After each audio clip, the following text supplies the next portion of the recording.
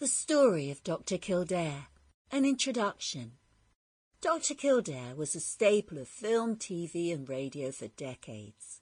It offered a glimpse into a world that had the power and ambition to keep each one of us safe.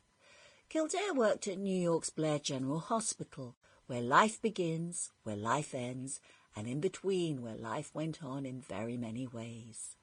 The cast was led by two genuine heavyweights, Lew Ayres as the young and idealistic Kildare, and Lionel Barrymore as the hardened, experienced diagnostician, Dr. Leonard Gillespie. Around them were a never-ending stream of patients, each with a health problem that needed their immediate or ongoing attention.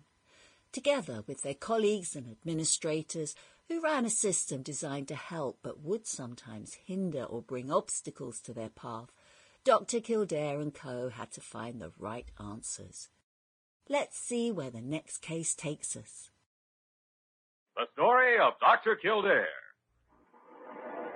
Whatsoever house I enter, there will I go for the benefit of the sick.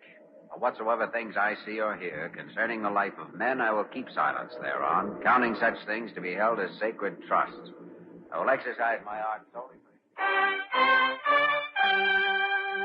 The story of Dr. Kildare, starring Lew Ayres and Lionel Barrymore. Metro-Goldwyn-Mayer brought you those famous motion pictures. Now this exciting, heartwarming series is heard on radio. In just a moment, the story of Dr. Kildare. But first, your announcer.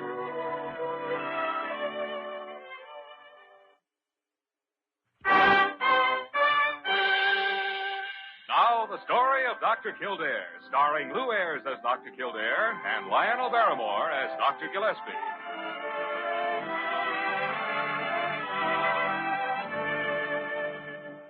Blair General Hospital, one of the great citadels of American medicine. A clump of gray-white buildings planted deep in the heart of New York, the nerve center of medical progress, where great minds and skilled hands wage man's everlasting battle against death and disease. Blair General Hospital, where life begins, where life ends, where life goes on.